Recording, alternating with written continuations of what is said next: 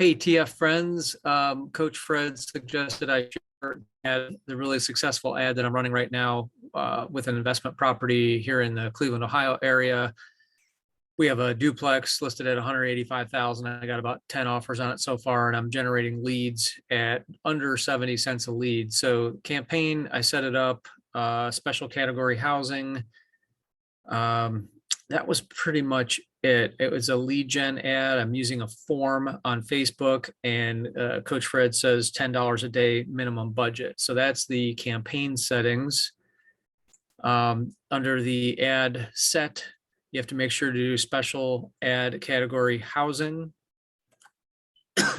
Set this to, I set this to dynamic creative because it creates ads for all the different platforms. I'll show you that in a second. You can set a start date. You could do an end date if you want. I'm just letting mine run until the price per lead goes up too high or until the property's sold. I'll usually run it for a couple days after that, even if it's generating really good results as far as cost per leads. For your audience, because it's special ad category housing, they won't let you do much with age. I center it around where the property is, but I adjust the center of it to the type of audience that I want. So if I'm overlapping into some areas I don't want, I move this center of the map. And sometimes I'm doing the smallest radius, which is 15 miles.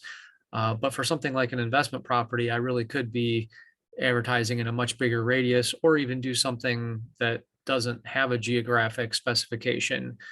So then I go down to targeting, because I did do a radius, I tried to keep the targeting pretty general. So I just chose interests, real estate investing, and I like to use Zillow because I think a lot of investors are using Zillow to just see what Zillow says the property is worth. So anyone who has recently visited Zillow, I can get them. Now I know that there's some issues with tracking that Facebook's not being able to track, but it's still generating great results. So even though I know that iPhones are not letting you track what you're doing anymore, it's still really generating good results. I usually do automatic placements because with the dynamic creative, it will let you create ads for all the different places that it gets placed. Last thing is the ad itself. So I just go in here and I upload under ad creative. You just go in here and I create a video, and then it lets me select images for the video. And then I just pick, trying to think how I can show you this easily.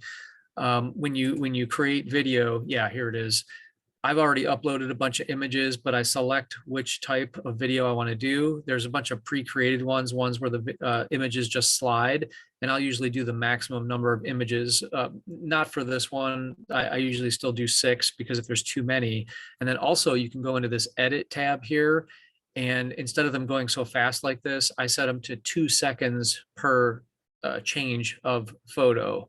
And then once you've done that, you save it. It takes about 30 seconds and it creates a little video slideshow with the photos that you've chosen. And I just let it create the ad here, and here's all the different places it'll go, even to stories and reels. And if you set the dynamic creative, it'll do it for you. You really don't have to do a whole lot. I'll put in a couple headlines. So mine is Cleveland Heights duplex over, I have $2 a month in rents. I should fix that right now. 2K a month in rents, and then and see, it updates the ad for you. It fixes in all the different feeds, and it says fully occupied 185K, and I have a learn more button that goes to an instant form. And I've got a couple different ones I've created. I experimented with some different ones, but a basic lead form that really just has, here it is right here. Mine just says, I have it set so the creative that I used in my ad will show up. So it's a picture of the house, and then it's our team logo, it's a sign, and then get more info before it's too late to create urgency. We'll get back to you ASAP. Next screen, it will auto-populate this information if they've got their info on Facebook. And then the next screen you have to have your privacy policy. This is straight from my website. And then the last screen is just confirming that we've received their information. Facebook does all this too. We also have a phone number. We generate a good number of phone calls, and we're getting some web traffic, not a ton, but we're getting people visiting our website to check us out. And so that is the lead form.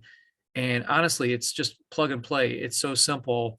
Now, when I hit publish, it's going to look at my changes, and it may take a while for it to be up and running again, but you see it just got published right there. And I can check on it to see, I'll close out of this, and then I can go back in here. It says processing. Once it's processed and they realize I haven't put in any offensive pictures or anything, it'll go back to running. And then I'll just close out of this real quick and show you. Oh no, I can do it from right here. So right now I've generated 46 leads in about 3.5 days, and my average cost per lead is 70 cents. And you can see all the different reach and impressions I've done. All right, well, I know that was really quick, but there's lots of materials on the Facebook group where you can see how to do this, or feel free to hit me up here in Cleveland, Ohio, Mike at 21mike.com. Good luck, everybody.